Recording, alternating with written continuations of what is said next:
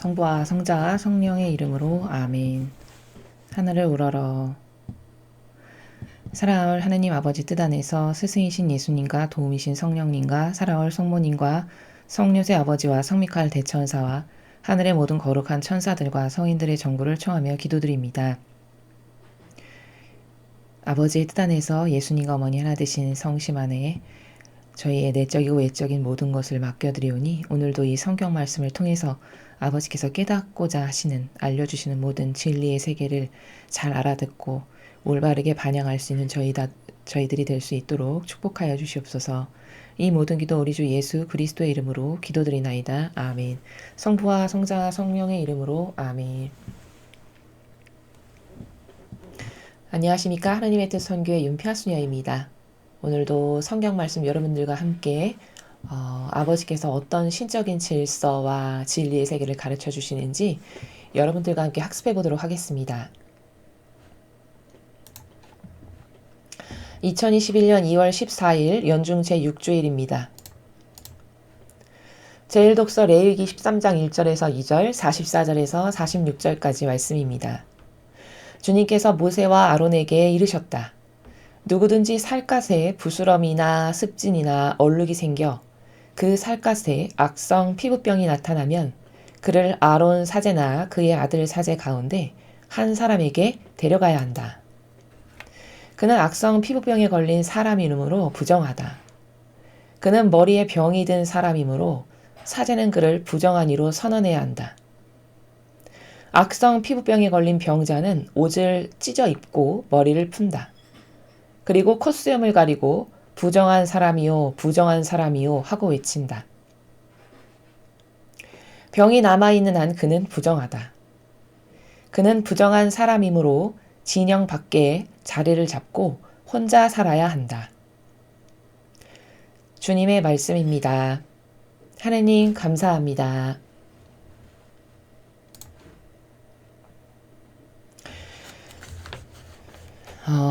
오늘 이 레위기를 여러분께서 함께 보셨습니다. 레위기는 보통 지켜야 될 하느님을 올바르게 모시는 데 있어서 사랑하는 데 있어서 지켜야 될 다양한 그 규칙, 조례 이런 것들이 실려 있는 그런 진리의 책이라고 보시면 됩니다. 자, 그럼 오늘 가르쳐 주신 이 원리는 뭐냐? 이겁니다. 여기 지금 피부병에 걸린 사람을 왜 격리시킬까요? 그건 왜일까요? 그것은 그 피부병에 걸렸다라는 것은 부정한 것이라는 거죠. 그래서 그 부정한 것을 남에게 옮기지 못하도록 하기 위해서 격리시킨다는 것이죠. 그럼 여기서 우리가 발견할 수 있는 건 뭘까? 질서를 허무는 모든 것이 다 부정이라는 걸 알아야 됩니다. 즉 이렇게 피부가 온전하지 않고 피부에 병이 걸렸다는 것은 이 보호막이며 이런 게 다 깨졌다는, 즉 아버지께서 이렇게 창조하시고 만들어 놓으셨던 그 모습에서 벗어났다라는 말이죠. 즉 이렇게 질서를 허물고 원래 만드셨던 그 본 모습에서 벗어난 무질서한 이 모든 것이 다 부정한 것이고 악이다 라는 것을 오늘 이 레위기를 통해서 발견할 수 있다라는 것입니다.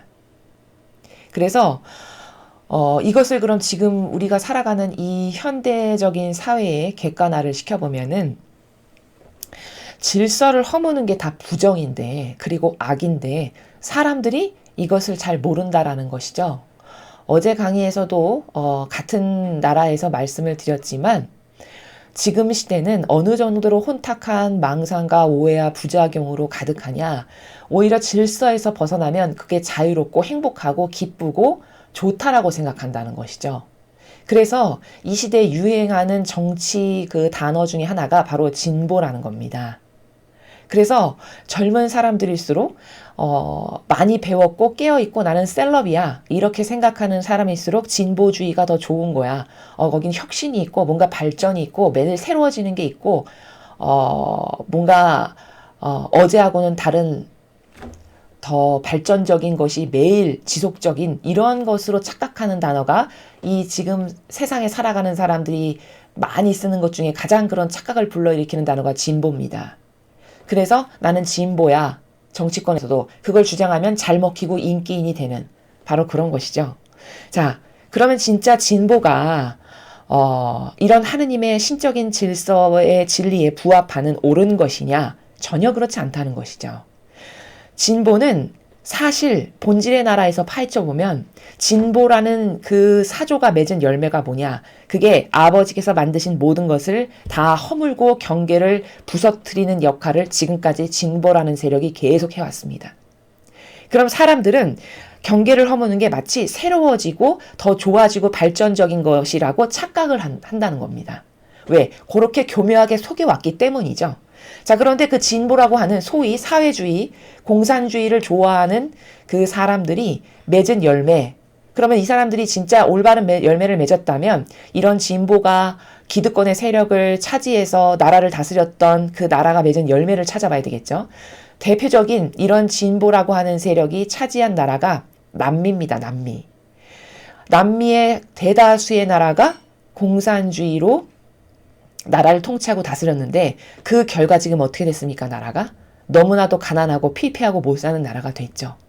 그럼 뭘까요? 아, 진보라는 세력은 겉으로만 말로만 허울 좋게는 마치 발전적이고 참신하고 뭔가 새로워지는 것 같고 그리고 젊은 피가 흐르는 것 같은 이런 착각의 프레임에 사람의 영혼을 가둬서 거기에 모두가 속아 넘어가가지고 실제적으로 맺는 열매는 너무나도 가난하고 공산주의라는 그런 인간이 만들어 놓은 그 틀에 영혼을 가두어 가지고 자유롭게 창조하신 영혼을 자신들의 노예처럼 활용하는 이게 공산주의가 맺은 열매잖아요.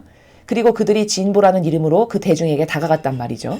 근데 그럴 때마다 나라는 망했고 피폐해졌으나 사람들이 이것을 아직도 좋다라고 여기는 것은 심각한 착각이라는 겁니다. 여러분 미국을 보십시오. 미국의 민주당, 소위 진보라고 일컫는 민주당이 득세해서 나라를 다스렸던 특히 오바마 대통령이 나라를 다스렸던 지난 8년의 미국의 실제적인 경제 수치나 군사나 외교나 수많은 방면에서 실제적 데이터를 보면 나라가 이렇게까지 망가질 수는 없다라고 할 만큼 전방위적으로 다 망가졌다라고 전문가들이 이야기합니다. 심지어 군인은 총알이 없어서 군인인데 총알을 주지 않아서 그래서 나라를 지킨다는 그냥 이름만 있을 뿐이지 하나도 군사력이 힘을 쓰지 못하는 이런 지경이었고 경제는 너무나도 피폐하게 망가져서 빚이 이루 말로 다 헤아릴 수 없을 만큼 산더미처럼 쌓인 이게 지난 8년간 오바마 대통령이 미국을 다스렸던 실제적인 수치의 열매의 결과치라는 겁니다. 그런데도 불구하고 계속 진보라고 하는 세력이 좋은 거고 참신한 거고 새로운 거고 마치 그걸 지지하면 셀럽인 거고 나는 좀 튀고 특별한 영혼인 것 같은 이런 착각을 누가 불러일으킬까요? 정치권은 물론이거니와 그 정치권을 조장하는 교회가 사실은 그 뒷배에서 충동지라는 세력이라는 것을 사람들이 깨달아야 된다는 것이죠. 왜 이렇게 말하느냐? 자, 증거를 대보겠습니다. 교황권이 끊임없이 반포하는 무슨 조서, 무슨 칙령 뭐 이런 거 있죠. 교황이 바뀔 때마다 반포하는 그 모든 것들이 하느님을 더 잘 섬기고 더 사랑하기 위해서 더 가까이 다가가기 위해서 그래서 하느님께서 더 인류를 다스리실 수 있는 다스리기 쉬운 인류가 되게 하기 위해서 그런 수많은 것들을 발표하는 것이 아니라는 겁니다. 현재 교황권만 봐도 그 교황권에서 발표하는 정책 그 논지들을 보면 다 계명에서 벗어나는 것들이죠. 아버지가 세워놓으신 질서에서 다 벗어나는 것들입니다. 너무나도 많이 얘기해서 여러분 이제는 다 외우실 정도죠. 뭐 자연보호, 인권 존중, 소수 존중, 동성애자도 똑같은 사람이니까 똑같이 권리를 줘야 되고 그들의 사랑을 바라봐야 되고 난민을 받아들여야 되고 이렇게 엄청 착한 것처럼 이런 코스프레를 누가 쓰냐. 이게 진보주의자들이 이런 코스프레를 그대로 가져다 쓴다는 겁니다. 정치권에서. 그럼 이런 아이디어를 주는 거는 사실 누구냐? 교황권에서 이런 착해 보이는 수많은 아이디어를 제공하고 그 아이디어를 그대로 착용해다가 정치권에서 쓰고 그 사람은 착한 사람, 법 없이도 살 사람, 너무나도 인기 있는 연예인과 같은 정치인으로 둔갑한다는 것이죠. 그러나 그가 맺은 열매를 보면 오바마에 의해서도 봤듯이 오히려 더할 나위 없이 피폐한 나라로 만든 게 사실이고 진실인데 사람들은 그 실체를 보기는커녕 겉에 보이는 형상과 피상에 쩔어서 젖어들어서 실제적인 알맹이의 속 내용이 맺은 열매는 볼 줄 모른다라는 것입니다. 그러나 하느님은 경계를 철저히 지키시는 분입니다. 질서를 철저히 지키시는 분이에요. 그래서 어제 그 창세기에서도 제가 말씀을 드렸죠. 왜 아담과 하와가 죄인이 돼서 그렇게 살기 좋은 동산에서 떨궈져 나갔나? 그게 뭘까? 그들이 질서에서 벗어났기 때문입니다. 약속을 지키지 않고 파기했기 때문이에요. 그런데 하느님은 얼마나 그 질서를 철두철미하게 지키시는 분이시냐? 저들이 내 질서에서 벗어났고 약속을 파기했는데 영원히 살게 하면 안 되지 하고 그 영원히 사는 생명나무가 사는 동산의 문을 다 닫아 걸어 버리십니다. 자격 안 되는 것은 절대 들어올 수 없다는 뜻이에요. 근데 인간은 뭐죠? 자격이 되건 안 되건 좋은 게 좋은 거지 이러면서 경계를 허무는 것을 마치 착한 것처럼 하느님보다 더 착한 존재인 것처럼 그렇게 코스프레를 해서 수많은 영혼을 속인다는 것이죠. 이건 얼마나 교묘하고 악독하고 그리고 역겨운 악인가. 이것에 대해서 우리가 철저히 깨닫지 않고는 이 악을 절대 퇴치할 수 없습니다. 여러분, 그렇게 생명을 존중하고 그렇게 인권을 존중하고 그렇게 영혼을 소중하게 여기면 그렇게 사람의 생명이 존중하고 인간이 먼저 중심이다 라고 외치려면 영혼이 패망하지 않게끔 해야 되는 거 아닙니까? 그럼 영혼이 패망하지 않게 한다는 건 무슨 말일까요? 진리를 전해야죠. 예수님이 하신 모범과 정신과 가르침만을 전해야 됩니다.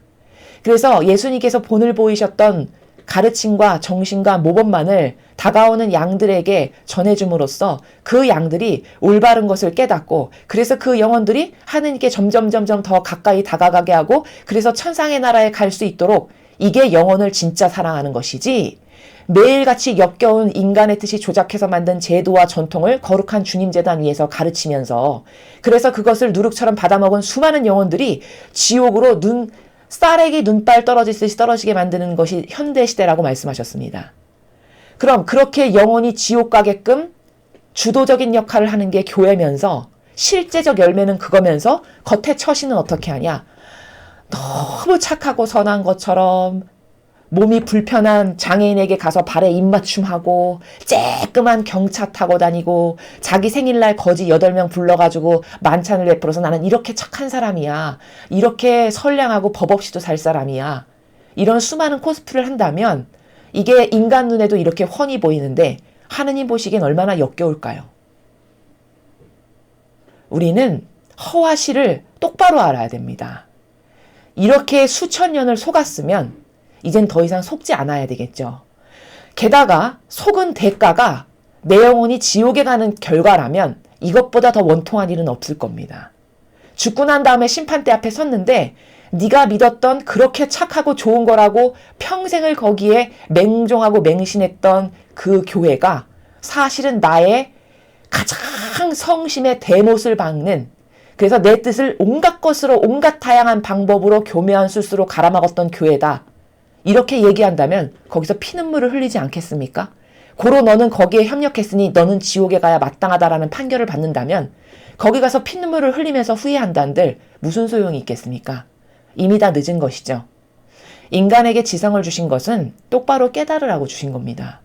올바르게 깨닫고 올바르게 분별하고 그래서 옳은 것을 항구하게 따를 줄 알고 그 옳은 것과 하나 될 줄 알고 이렇게 하라고 지성을 주신 것이지 겉에 보이는 코스프레에 속아서 사실은 마귀적 열매만을 매일 쏟아내는데도 불구하고 그 마귀랑 하나 되라 이렇게 해서 하느님께서 지성을 만드신 것이 아니라는 겁니다. 우리는 사실 어찌 보면 너무 늦었어요. 이 수많은 진실에 너무나도 오랜 시간을 속아왔다는 것이죠. 그 속으면서 헛되이 보낸 수많은 신자들이 봉헌한 그 봉헌 예물과 그리고 순수하고 착한 마음으로 교회에 다가와서 많은 시간을 봉사에 이런 것에 시간을 투자했지만 그 많은 예물과 노력 봉사한 시간과 투자한 모든 헌신과 열정, 이것의 대가가 지옥이나 연옥을 가는 것이라면 여러분 얼마나 원통하시겠습니까? 이제는 진실을 알아야 할 때가 지났다는 겁니다. 맺은 열매를 살펴보십시오, 여러분. 맺은 열매를 하나하나 찾아서 열거하고 나열해 보시라는 겁니다. 거기 어디 예수님께서 맺은 열매와 똑같은 것이 있는가? 과연 성모님이나 예수님께서 자신을 희생으로 내던지셔가지고 그래서 수많은 영혼을 구원하고 살리시는, 그리고 아버지의 뜻만을 이루기를 갈망하셔서 자원해서 목숨을 내놓으셨던 이런 숭고한 희생의 정신이 과연 교회에 어디에 있으며, 그런 희생으로서 영혼이 지옥에 갈까봐 열변을 토하면서 진리를 전하고 아닌 것을 아니오라고 말하는 교회가 어디에 있는지 여러분이 스스로 한번 찾아보시라는 말씀을 드리는 것입니다. 여기 오늘 이 레위기에 이 피부병 걸린 사람을 왜 진영 밖으로 쫓아내서 혼자 살라고 하셨을까? 그렇게 자비롭고 사랑 많으신 아버지인데, 이건 경계에서 벗어난, 질서에서 벗어난 것은 부정하다라고 여기신다는 아버지의 철칙과 원칙을 깨달아야 된다는 겁니다. 질서와 경계를 허무는 것, 이건 다 악입니다. 예를 들어 강남 한복판을 내가 자동차 운전을 해서 가야 하는데 이런 질서와 경계를 다 허물고 자유가 좋아. 그래서 거기 신호등을 다 없애버렸다라고 생각해보죠. 거기 강남 한복판에 신호등이 아무것도 없고 차는 빼곡히 많다.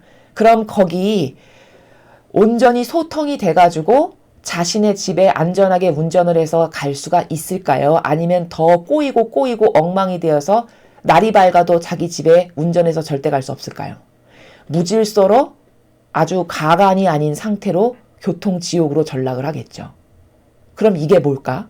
결국 이렇게 무질서는 자기 자신에게도 해가 된다는 것을, 자기 자신에게 하나도 유익할 것이 없다라는 것을 깨달아야 한다는 것이죠. 오히려 신호등이 정확하게 있어서 그 질서대로 살아갈 때만이 순풍에 돛단 듯이 나도 우리도 함께 다 잘 살 수 있는, 복받을 수 있는 길이라는 것을 인간이 깨닫지 못한다라는 것입니다.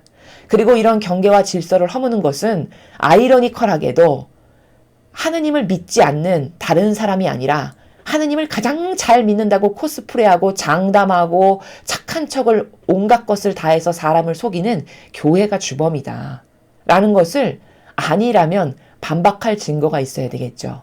그러나 수많은 증거가 그들이 겉과 속이 다른 위선자라는 것을 오히려 입증만 해줄 뿐입니다. 그래서 구약에서 예수님께서는 바리새인 율법학자들에게 너는 겉과 속이 다른 위선자다 라고 말씀하셨어요. 회칠한 무덤이다 라고 말씀하셨습니다. 또 이렇게도 말씀하셨습니다. 도둑과 강도다 너희는. 너는 양들이 다가오면은 그 양거죽을 벗기고 양젖을 짜서 온갖 좋은 것은 다 네 옷이고 좋은 것은 다 먹으면서 그 양은 하나도 돌보지 않는 너는 도둑과 강도다, 이렇게 말씀하셨다는 겁니다. 그럼 이젠 시간이 한참 지났으니까 그 바리새인 율법학자들이 없어졌냐? 사람은 사라졌을지 모르겠으나 그 세력은 공고하고 더 견고하고 더 교묘하고 더 역겹게 사람을 속이는 놀랍도록 발전한 기술로 대를 이어서 교황권으로 이어져 내려오고 있다는 것이죠. 이것에 대해서 진실을 깨닫는 사람은 지금이라도 옳은 것에 잘못됐구나. 나는 진실이 좋고 사실이 좋고 진리가 좋아.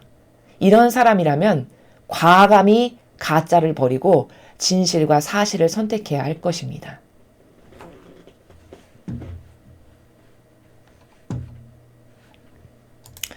자, 계속해서 오늘 주신 복음 말씀 함께 보시겠습니다. 마르코복음 1장 40절에서 45절까지 말씀입니다. 주님 영광 받으소서. 그때 어떤 나병 환자가 예수님께 와서 도움을 청하였다. 그가 무릎을 꿇고 이렇게 말하였다. 스승님께서는 하고자 하시면 저를 깨끗하게 하실 수 있습니다. 예수님께서 가엾은 마음이 드셔서 손을 내밀어 그에게 대시며 말씀하셨다. 내가 하고자 하니 깨끗하게 되어라. 그러자 바로 나병이 가시고 그가 깨끗하게 되었다. 예수님께서는 그를 곧 돌려보내시며 단단히 이르셨다. 그에게 이렇게 말씀하셨다. 누구에게든 아무 말도 하지 않도록 조심하여라. 다만 사제에게 가서 네 몸을 보이고 네가 깨끗해진 것과 관련하여 모세가 명령한 예물을 바쳐 그들에게 증거가 되게 하여라. 그러나 그는 떠나가서 이 이야기를 널리 알리고 퍼뜨리기 시작하였다. 그리하여 예수님께서는 더 이상 드러나게 고을로 들어가지 못하시고 바깥 외딴 곳에 머무르셨다. 그래도 사람들은 사방에서 그분께 모여들었다. 주님의 말씀입니다. 그리스도님 찬미합니다. 자, 오늘 이 복음 말씀은 지금 영적 전쟁을 하시는 그 예수님의 모습을 볼 수 있습니다. 자, 무슨 말이냐면 예수님께서 여기 이 나병 환자 하나를 고쳐주셨죠. 그리고서 당부하시기를 누구에게든 아무 말도 하지 않도록 조심해라 이렇게 말씀하셨어요. 다만 사제에게 가서 네 몸을 보이고 네가 깨끗해진 것과 관련하여 모세가 명령한 예물을 바쳐 그들에게 증거가 되게 하라. 무슨 말이냐면은 네가 이렇게 치유받은 것을 아무에게도 말하지 말아라. 근데 단지 사제한테는 가서 말해라. 왜 그렇게 하셨을까요? 자, 이 당시는 이런 병이 걸리면 격리 조치시켜서 이 사람들이 모여 사는 곳에서 따로 외따위 떨어뜨려서 살게 했단 말이죠. 혹시 전염의 위험, 이런 부정한 것이 남에게 옮게 하기 할까봐 이런 이유로 따로 떨어뜨려서 살게 했는데 사제에게만큼은 가서 보이라는 것은 사제가 낫구나 보고서 증거가 되겠죠. 증인이 되겠죠. 그럼 이제 사제가 이 형제는 이렇게 치유를 받아서 깨끗해졌으니 이제 공동체로 돌아가서 살아도 좋습니다. 이렇게 선언을 하면은 본인이 원래 살던 공동체로 돌아가서 사람들하고 같이 다시 살 수 있게 되는 것이거든요. 그래서 사제에게만 가서 보여라 이렇게 말씀을 하신 겁니다. 그런데 이 나약한 인간의 반향을 보면은 널리 알리고 떠벌리고 퍼뜨리기 시작했어요. 그러니까 어느 정도로 나약하냐 인간이 그 예수님이 한마디 조언하신 거 가서 아무에게도 말하지 말거라. 그것마저도 지키지 못하는 이 나약성. 그러니까 예수님이 이런 주지시키신 것을 나를 이렇게 고쳐주신 분이 이것을 지키라고 하셨으니 명심하고 내가 마음에 새겨서 하지 말아야지. 이것이 잘 안 되는 것이죠. 근데 인간적으로는 이해가 가는 거죠. 왜 너무 좋고 내가 이렇게 난 게 기쁘니까 가서 떠벌리는 것은 그건 인간적으로는 이해가 되는 것이나 영적으로는 이렇게 가서 떠벌리고 말하는 것이 예수님에게 좋을까요? 나쁠까요? 나쁘다라는 거죠. 그 나쁜 이유는 여러 가지가 있을 수 있습니다. 즉, 그 중에 하나는 예를 들어 이렇게 이제 소문이 막 나면은 수많은 병자가 몰려들겠죠. 예수님께. 그러면 예수님께서 원래 이 지상에 오셔서 수행하기로 되어 있는 사명이라는 게 있으시죠. 아버지로부터 부여받으신 임무, 이것을 하기로 내가 여기 온 거다. 나는 복음을 선포하러 저기도 가야 된다. 이런 말씀 하시잖아요. 그렇게 중요하게 반드시 수행하셔야 될 우선순위의 일이 있는데 수많은 병자가 몰려들고 달려들면 이렇게 우선순위에 하셔야 될 일에 장애가 걸리고 제약이 걸리죠. 이런 예수님께 방해가 되는 이런 악의 작용이 있을 수 있고 또 이 사람의 입장에서는 어떤 거죠?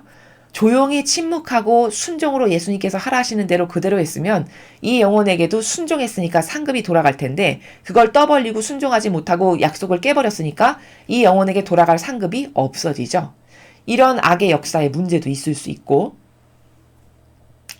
그리고 또 이렇게 지킬 것을 지켜야만 될 것을 지키지 않음으로써 예수님께 다 어머니 이게 때가 있습니다. 아직 때가 오지 않았습니다. 이런 말씀 하시잖아요. 성모님과 그 가나 혼인잔치에서 하실 때도 그 말씀은 뭐죠?